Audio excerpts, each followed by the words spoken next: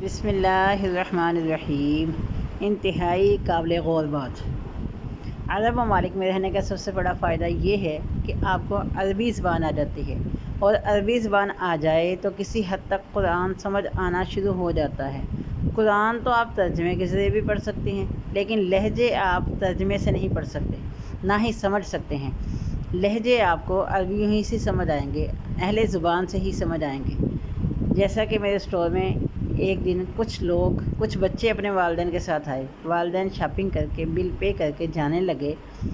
بچہ ان کا ایک چھوٹا جو کہ مختلف شیلفز کے سامنے کھڑا تھا، میں نے یہ لینا ہے، میں نے وہ لینا ہے۔ باپ نے پہلے پیار سے کہا تعال یا ولد، آؤ بیٹا۔ بیٹا پھر بھی کھلونا والی شیلف یا چاکلیٹس یا دوسری شیلفوں میں چلا گیا۔ اس کا بس نہیں چل رہا تھا کہ وہ سب اٹھا لے۔ پھر باپ نے سختی سے کہا ہیا، دوڑ کے آؤ۔ محسوس کیا آپ نے؟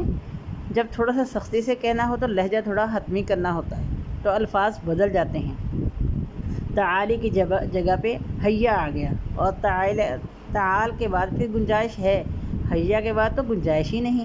ہیا کے بعد انکار یا ضد کی، یا پھر بچہ پٹے گا، یا پھر اس کا باپ اسے چھوڑ کے نکل جائے گا اور گاڑی میں بیٹھ کے انتظار کرے گا کہ آنا تو اس نے میرے پاس ہی ہے۔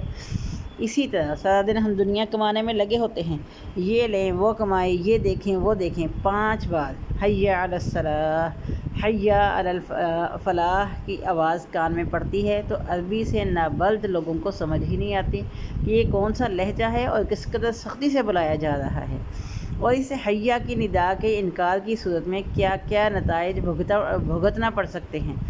انکار کی صورت یا تو دنیا سے ہی پٹائی کا سلسلہ شروع ہو جاتا ہے، یا خالق نے ہمیں ہمارے حال پر چھوڑ دینا ہے کہ آنا تو میرے ہی پاس ہے۔ ان الینا ایابہم، بے شک ہماری طرف انہوں نے لوٹنا ہے۔